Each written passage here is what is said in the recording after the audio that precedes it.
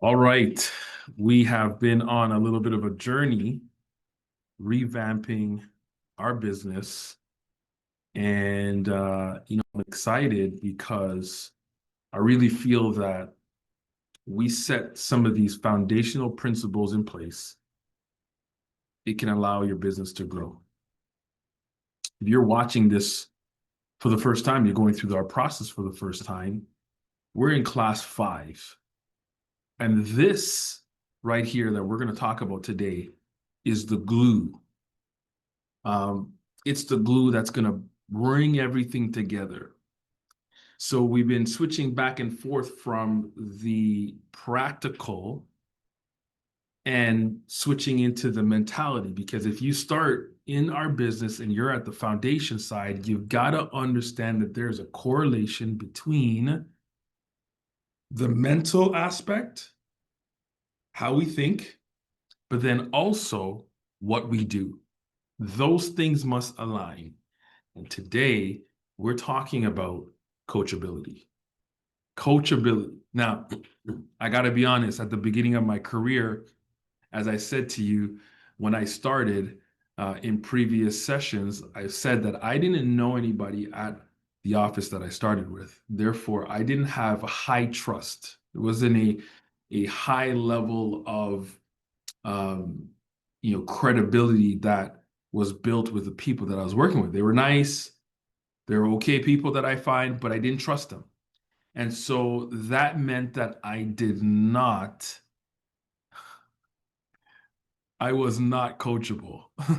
So what they told me to do, I didn't do. And that's what led me to struggle. I struggled at the beginning because I was not coachable. So today, we're going to talk about coachability in an attempt that your business has no stop gaps, that you continue to flow and to fly because you understand the power of coachability. That's what we're going to discuss in our class 5 session. Now, let's go through the machine. This is what we did last class. Last class, we talked about approach and contact. And obviously, everything starts with your marketing list, with the people that we're going to target. Our capital is people. So we've got to have a list. And then module 2 talks about how to approach and contact people. The fact that we need credibility, and credibility is built over time, and we have to develop this trust. So some people we have it right away, and some people we don't. And so we talked about that. Now, the people that we have trust with right away are those who we know the best. These are our ride or dies. These are the people that are in our circle, our sphere of influence. And so these people we can contact right away. Those are our top 10. We talked about that in our last class. Everybody else, we've got to build back our trust and our credibility. And I showed you how to do that in the last class. If you missed it, make sure you go in there. Now, my question to you is how much of you have been coachable? So we've been going through classes, we've gone 4 classes.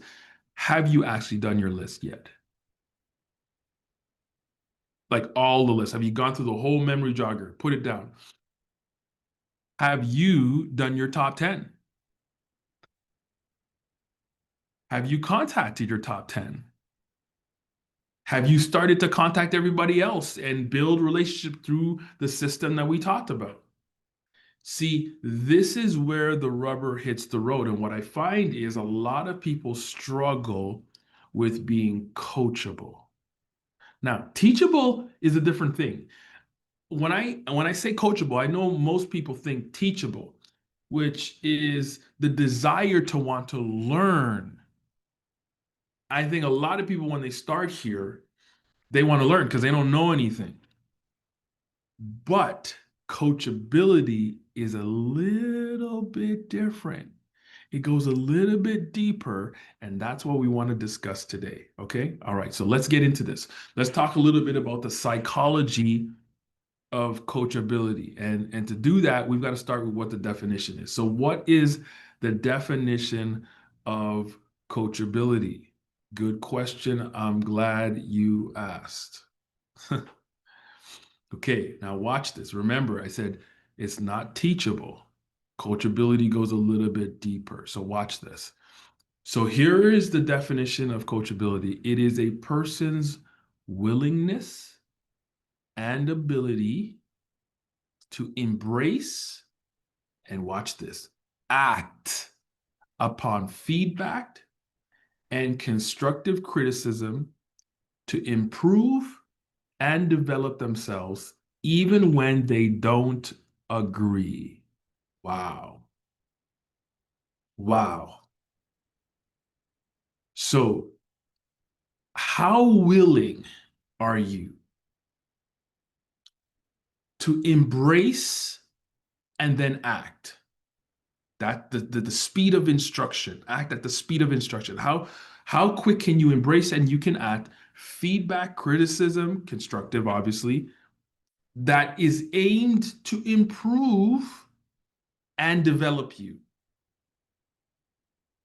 even when you don't necessarily agree. Oh, that is the definition of coachability. Now, I want to add something. See that part there where it says even when you don't agree? That is probably the most important part. Why? Because see, if I give you instructions, feedback, some level of coaching, but you agree with me, then guess what? Of course, you're going to follow those directions. You already agree. But the real test and challenge is can you follow? Can you embrace and act even when you don't agree? Ooh. And that means you trust my track record or your coach's track record, whomever you're listening to. You trust their track record. You trust that their intentions are pure and good and the fact that they want the best for you. And so even though you can't trace their hand, you trust their heart. That is what being coachable means. It's a high level of trust, but it serves us because you see, as a coach, my job or any coach's job is trying to improve you, to develop you, to get you where you need to go. And especially in our business, because here's the truth, I don't make a single dime unless you're successful. Unless I can help you close cases, open accounts for people, help families out there in the field, then I don't make a single dime. So think about it. Why would I want to give you any feedback or criticism that is not aligned with trying to help you improve and develop and move forward? Does that make sense? See, the moment I really realized this is when I got incredibly coachable in our business and aligned with our leadership. I made sure because I recognized, oh, okay, it's an illusion.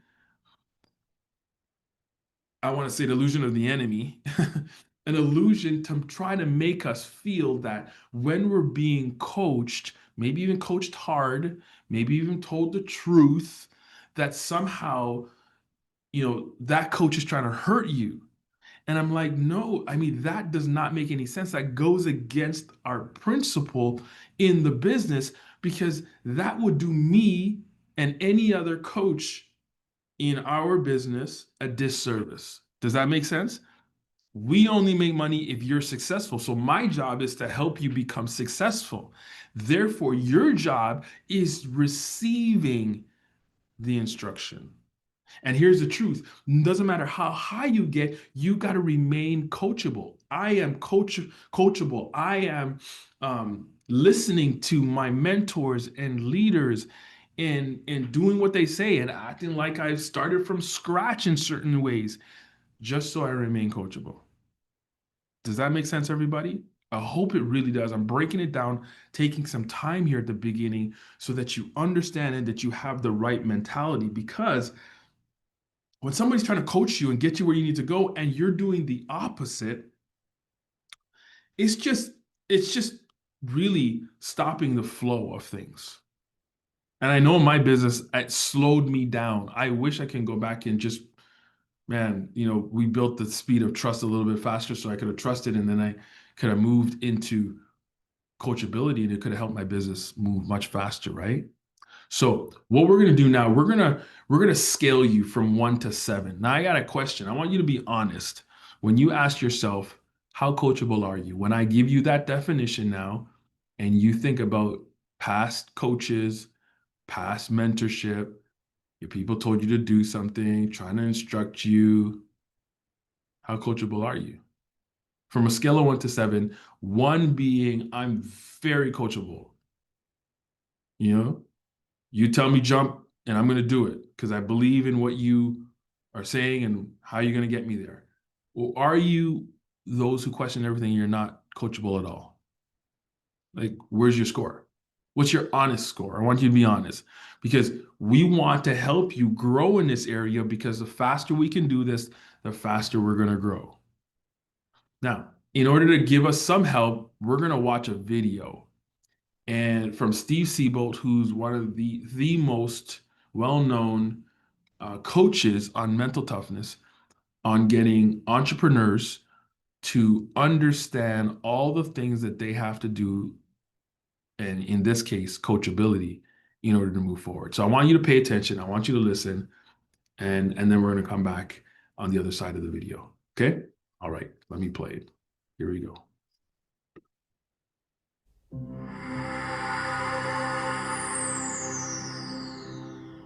Corporate America and entrepreneurs are starting to catch on to something athletes have always known. If you want to maximize your potential in anything, hire a coach. Coaching is to performance what leadership is to an organization. It's essential. Since human beings are primarily emotional creatures, competent coaches are experts at stoking the fires that burn within, assuming there's already at least a small flame. Coaches can't create the flame, but the good ones can turn a small one into a blowtorch. World-class coaches won't even accept a client if they can't find a flame because they know it's the prerequisite for greatness. Average people will only accept the amount of coaching their egos will allow. Champions are well known for being the most open-minded to world-class coaching, and the bigger the champion, the more open-minded they are. The great ones couldn't care less about ego satisfaction when it comes to improving their results. All they're looking for is an edge, no matter how slight. Their logic behind this is simple. When two champions go head-to-head, many times the only thing that favors the winner is a slight edge in thinking, strategy, and technique. All champions look for is that one little advantage that great coaching can provide. I'll give you an example.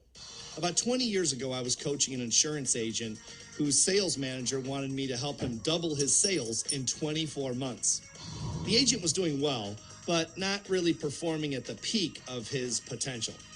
Our firm spent the first 2 weeks analyzing his performance, and while most of his habits were good, we found a red flag in one critical area. It was so simple and obvious that at first, the agent didn't believe us. I said to him, if your weekly habits mirror what you've shown us for the past 2 weeks, you don't normally get in front of a prospect until after 11 a.m. every day. Is that accurate? He gave me a dirty look, started laughing, and said, I have no idea. What's the difference? I prepare in the morning and sell in the afternoon. It's irrelevant what time I sell as long as I sell. Now, while I understood his point, I knew he was wrong. He was a good salesperson, but his strategy was flawed. I just wasn't sure if he would be willing to listen, and this is where being coachable can make or break a performer. So I said, would you be willing to modify your sales strategy to see if it makes a difference? And he said, no, because it won't. I've been selling insurance for 20 years, and I know what I'm doing. He said, you're not even in the insurance business, so how would you know anything about strategy? This is a prime example of a performer asking for coaching, yet refusing it upon delivery, and it happens all the time, especially among tenured professionals. What I said next really set him off. I said, "How much did you earn last year in commissions?" And he said, $180,000. And I said, "Okay, so is it safe to say that you know how to earn $180,000 in the insurance industry, but not any more than that? I mean, after all, if you knew how to earn $300,000, $400,000, or $500,000 a year as an agent, why wouldn't you be doing it?" Now his face was turning bright red, and he was not happy. He said, "That has nothing to do with it." And I said, "Are you sure? Are you absolutely, positively sure that you're right? Is there even a remote possibility that you're wrong?" And I noticed he was starting to calm down. He said, "Well, I guess, theoretically, you could be right." This was my opening. And I said, "Are you willing to be coachable?" And he smiled and said, "Sure, why not? What do I have to lose?" And I said, "Exactly. So here's what we want you to do. We want you to be in front of a prospect by 9 a.m. every morning for the next 90 work days." He said, "When am I supposed to do my pre-call planning?" And I said, "The night before. That's the price you'll have to pay in order to double your income." And he groaned a little and said, "Okay, let's give it a shot." In 90 days, his sales increased substantially. After 12 months, his commissions went from 180,000 to 306,000. And all we did was make one adjustment, one little strategy that made all the difference. But the real star of the show was his willingness to suspend his sizable ego and disbelief in our ability to coach him. World-class performers are masters at playing the beginner and listening to others about how to improve. They operate from a spirit-based consciousness instead of an ego-based consciousness, and this willingness to learn often yields major results. Here are 3 tips to becoming more coachable.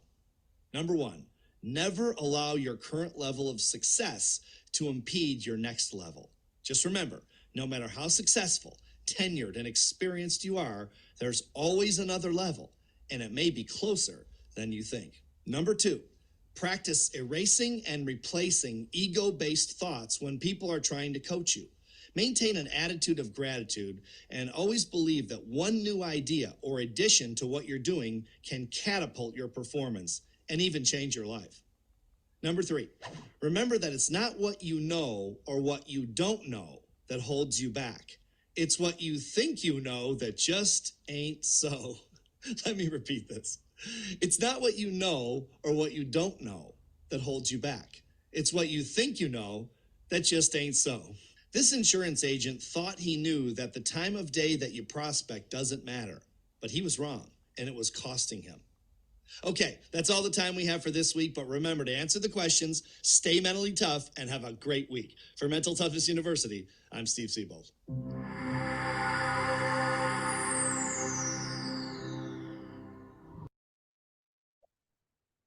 Okay, all right. So now we have understood a little bit more on what it means to be coachable.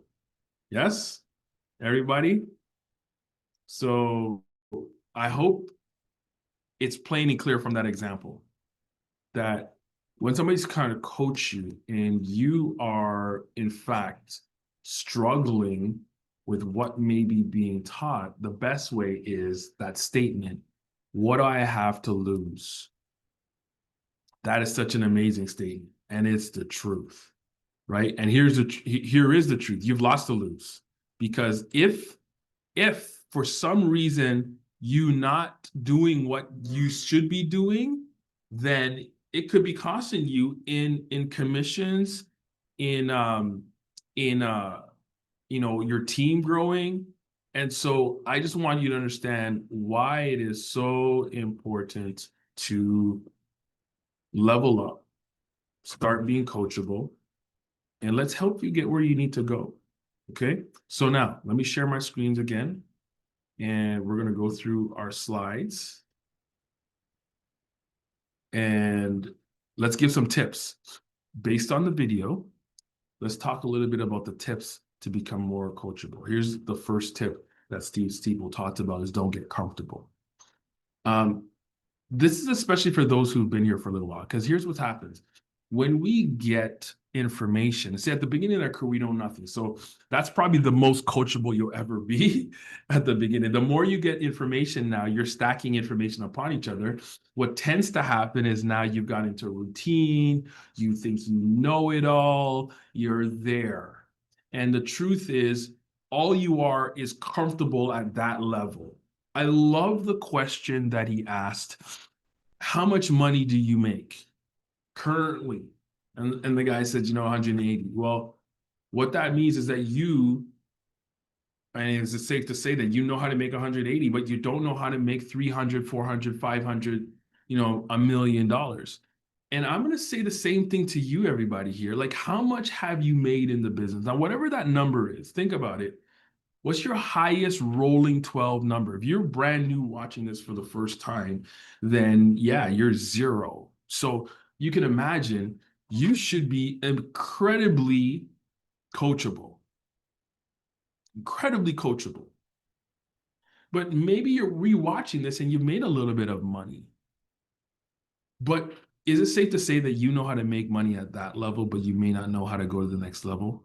Which means that you need to be open to further coaching that will take you to the next level. I had a mentor that always used to say, you just need more looks. Like I would come to him with some type of problem or situation, and I'd say, hey, this is going on, so forth and so on. We had this conversation, and he would just kind of look at me and say, yeah, it's okay. It's all right. It's not good. It's not a big deal. You just need more looks.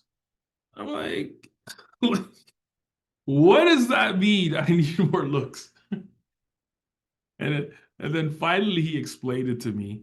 He said, when you like drive home, you wherever you live and you're driving home, you're at the beginning of when you drive home, you're thinking about it. Oh, this is this street and that street. But the more you drive home, the more it's automatic. You know the routes and you know how to get there, and it's automatic. Like I don't know if you've ever driven when you've been really tired and your eyes are shutting down and you're driving and you get home, you get your car into the driveway and you can't even remember how you got there. You don't even know the streets you turned because you were just so tired, but it was on automatic because you've done it so many times. What my mentor was trying to say is that the more you do it, the more looks you get, the more comfortable you are. So you just need more looks. So when he said you need more looks, it just means you need more time around seeing the same thing over again until it becomes normal. It becomes natural for you, right? Does that make sense? Well, here's the truth. The truth is with business, you may know it at this level because you've had so many looks over and over again. So you know how to make money at this level. You may know this aspect of the business. But if you're trying to move your business to the next level, then you got to get uncomfortable. You got to start that whole process again and you got to be coachable, right? You can see how people stunt their growth by allowing themselves not to grow because they're comfortable with where they're at right now. There's levels to this. Do you know in our business, a broker is an SMD, a senior marketing director? That's somebody that has at least 10 agents that they oversee and has done, X amount of sales in our business. Okay, now, only 3% of all of the brokers become the next level, which is an executive marketing director. And that person has created three other brokers at minimum. And only 3% of the company actually does the next step. You know why? Because they get comfortable at that place. They like the look and they're comfortable. They put it on, cruise control, and that's it. And that will be killer for you. You got to keep growing. You got to keep being uncomfortable. And that's going to allow you to have a spirit of coachability because you're always going to be wanting information. I need help. I need to go to the next level. So please don't get comfortable. Number two, so don't get comfortable is the first thing. Number two is eliminate your ego. Oh my God, this is important. You got to suspend your ego. This is hard for a lot of people, especially if you come from a background where you have been accomplished and you've won at a different level at some other industry or some other place, it is difficult to eliminate your ego and just say, man, teach me. Now, those who can will win big. And you noticed in our video, Steve Siebold talked about that the world class operate from a spirit sense, and those who don't, they work through the ego. And so today I want to help you with that. Maybe you come in here with a whole lot of accolades. Maybe you come here with, some things that you've done in the past that have, been great and excellent. And we totally edify that, and we want you to come in with all of those great accolades. However, here is the problem with ego.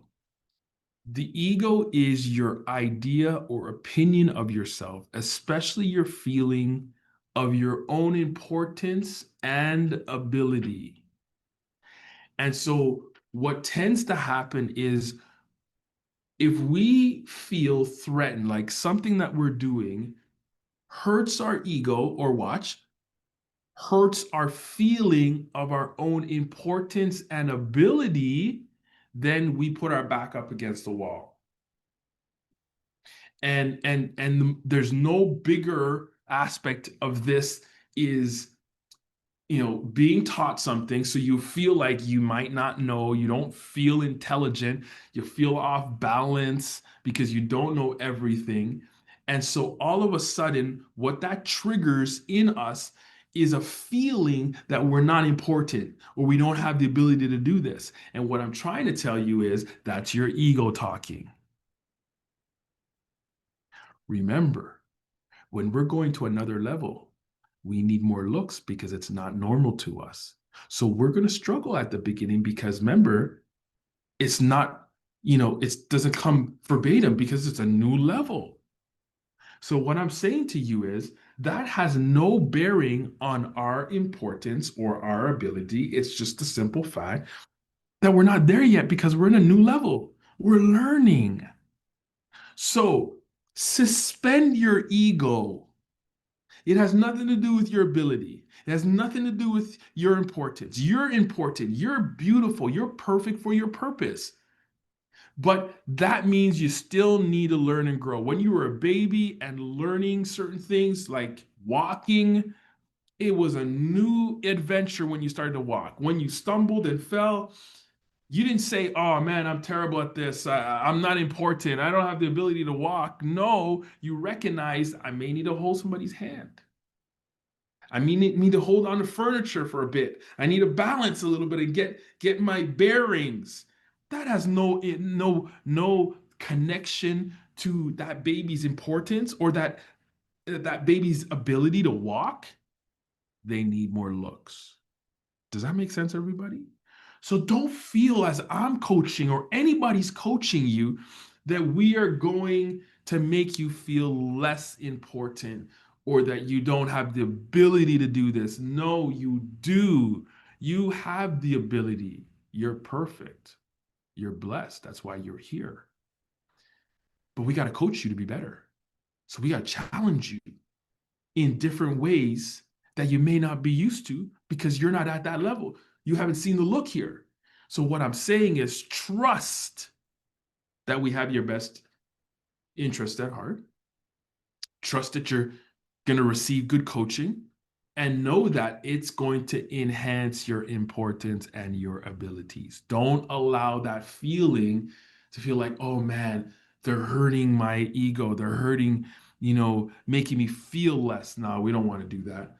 We want you to feel great. We want you to feel blessed, but we're going to coach you to that. Does that make sense, everybody? We're going to coach you. So suspend your ego, put it away. And I had that question, why is it so important to suspend your ego when being coached? Because you see, there's a conflict if you allow ego to come in, right?